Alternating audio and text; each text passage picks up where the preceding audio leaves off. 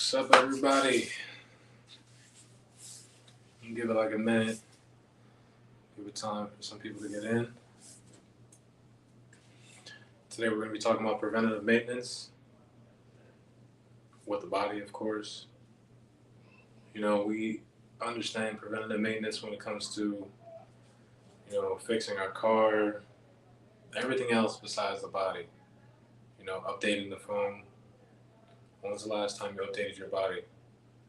Or got rid of the excess photos, I guess you could say, or the excess storage that you don't need.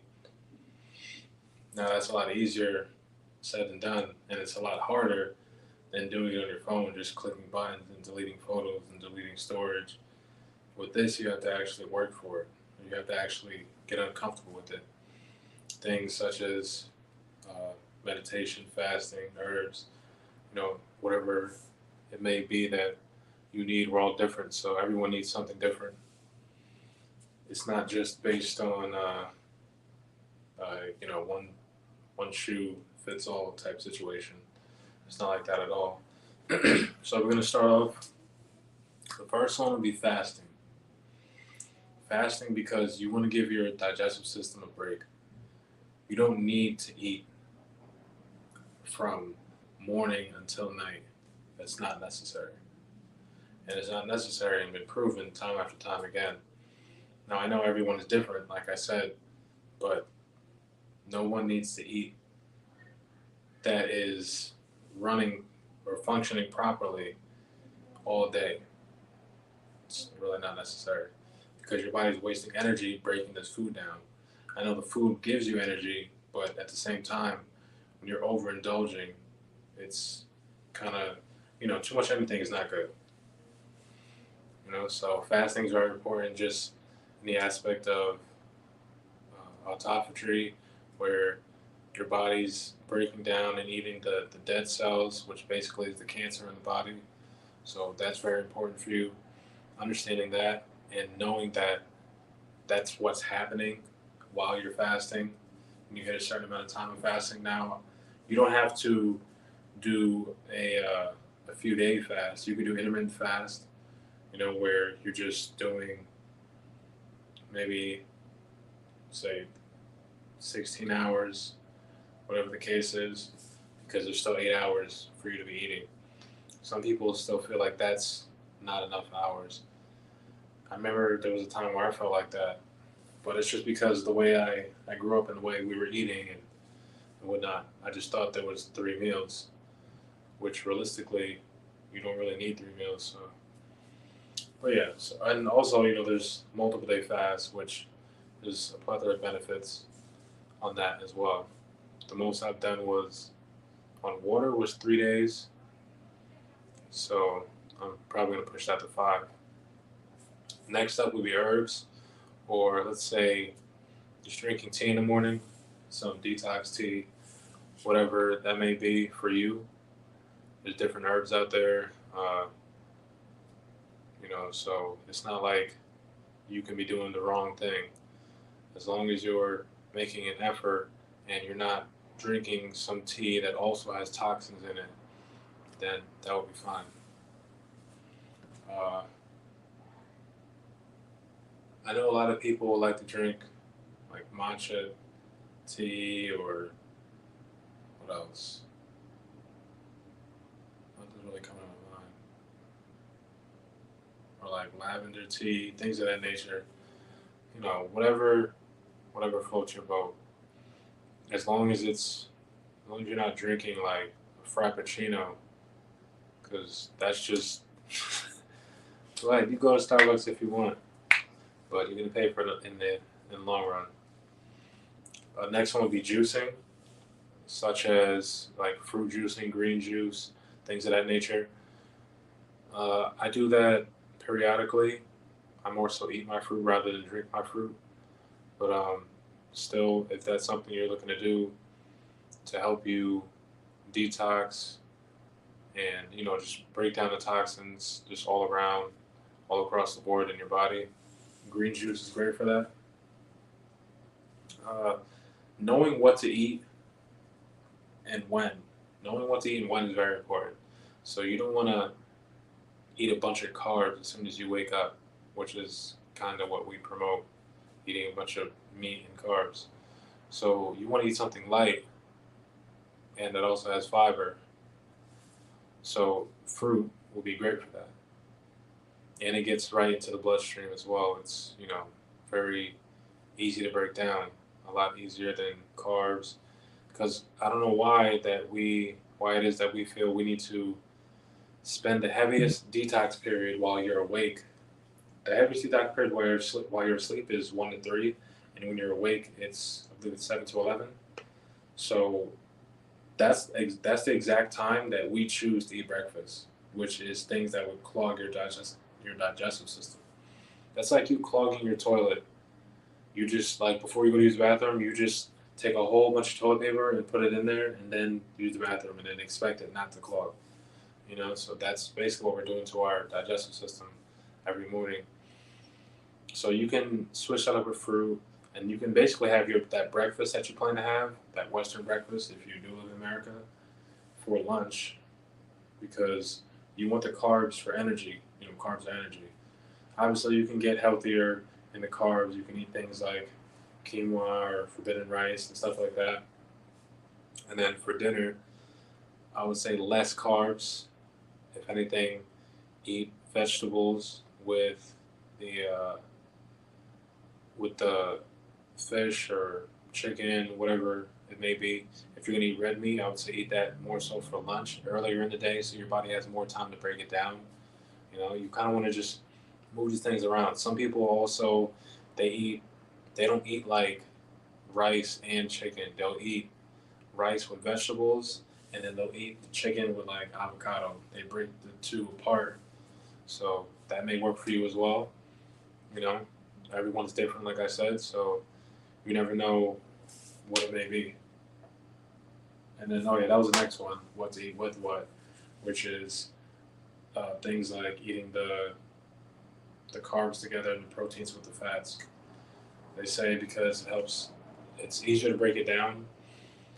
In an analogy, it would be like me speaking English in one phone, and say I had another camera and another camera, and I got to speak French here and I got to speak Italian here. That's really what that would you know come out to. So when you separate the two, it's a lot easier to digest and it's a lot easier on the body. Another one would be meditation, because you want to move the lymph in your lymphatic system, which is your immune system, not including a couple other components. Breathing, box breathing, 4 second inhale, 4 second pause, 4 second exhale, 4 second pause. Those right there would help you move the lymph in the body. So that's why me personally I meditate, and I've noticed when I meditate 3 times a day, which meditating, praying, it goes hand in hand. You can do both, one and then the other.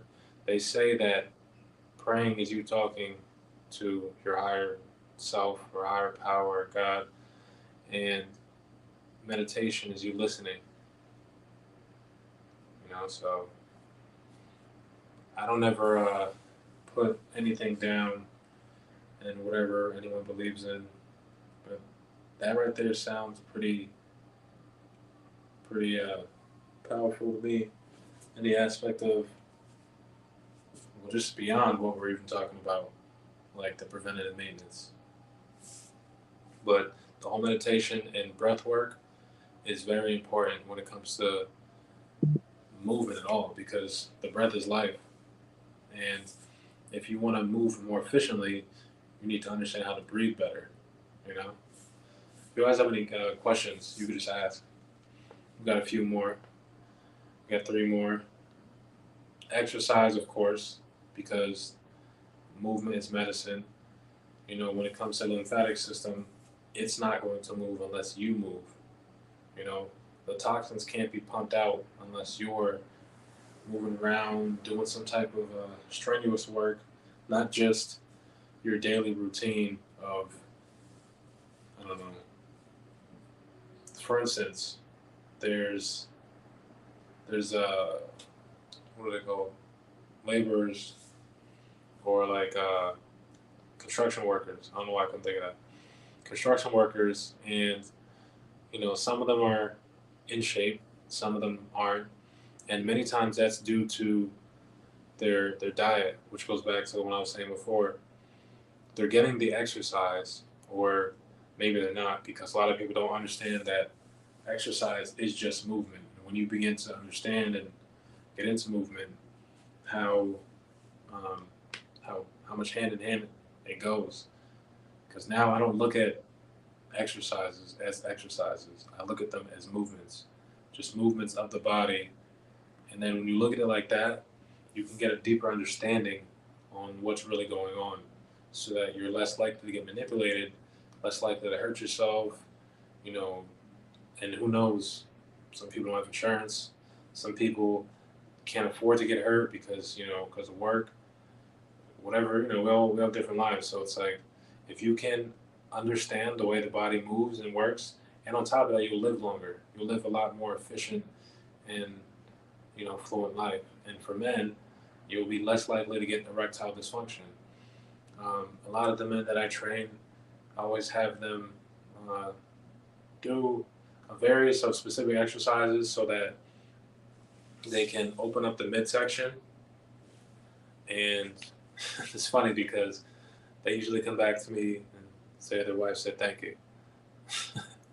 So, little things like that will take you a long way. It's just certain movements, understanding how to move is very important. But yeah, back to the construction workers, a lot of times it'll be what they eat, or we go home and feel that we had a long day, so we sit down and we'll eat a bunch of energy, like carbs and things like that, even though we just expended, what we needed, and we don't need it anymore until tomorrow. And then that's going to get stored as fat. And then on top of that, some people drink beer and whatnot. So it's like, it's just accumulating, and you're not really, you're not burning enough. You're intaking more than you're expending, basically. That's why people gain body fat. It's very simple. It's just that there's just so many options and so many, things that taste this way and makes our brain fire like that. And we don't really think of it like this, but we're just addicted to this stuff. This food, candy. Look at our kids, like going crazy if they don't get candy. That's kind of alarming. Next one will be sunlight. I've noticed when I move to certain places, like when I moved to LA at first, it was great because I was like glowing in the sun. It's kind of crazy actually, because I was raised in the Poconos and I was born in New York, so it was like four seasons. It wasn't just all sunny all year round. And now I'm in Miami, Florida, and I only live in sunny places. And I've noticed for sure that I don't have to eat as much. Like, it's funny because people joke with me about how I don't eat, but I can maintain like almost 180 pounds off of a smoothie and one meal, and not a huge meal either. Don't get me wrong. Sometimes I eat two meals. Even right now, for the past whole month, I just been sometimes just eating whatever. Like I didn't even matter to me. I'm just eating, but I'm not eating over like 2.5 meals. Or if it is, then it's all plant based that day. Or I mix it up. So it's just not. It's not one of those like I'm eating tons of meat and a whole bunch of rice and broccoli. Like no, it's not. It's not it at all. And last one that I wish I would have known when I was a kid, especially, is seasonings. A lot of the seasonings that we use, like especially adobo or Goya, anything. I remember I used to use adobo for everything, not realizing because I used to keep breaking out and not realizing that that was my body telling me that like, yo, I'm pushing this stuff out because you keep putting it in your body. And I didn't learn that until I don't know when it was, but it was, I learned it, but it was really far down the line. And then once you realize that you just need real seasonings and you need to eat real things, you could even use, some herbs, uh, like just go buy fresh herbs. Honestly, it's a lot better. And when you stop eating processed foods, your taste buds will be more sensitive, and you'll be able to actually taste real food. And I tested this out before when I was eating like real healthy. I was doing fruit fast and all this extra stuff. Then I went to Insomniac Cookie, and I had something. I went back home and I went and drank the coconut water that I just got from the guy that normally, he gets them from the tree and comes out and it tastes disgusting. And mind you, that was the sweetest coconut water I ever had, but it tasted bitter because I was just eating some artificially sweet stuff. So your body will play tricks on you. But you know, you just gotta stay ahead and get ahead of those parasites, really, because those parasites in you are what is telling you late at night, to get up and go get these sweets and go get this and go get that. So, just be mindful of that. Man, I appreciate you guys. Until next Wednesday, I'll see you guys. Peace and blessings.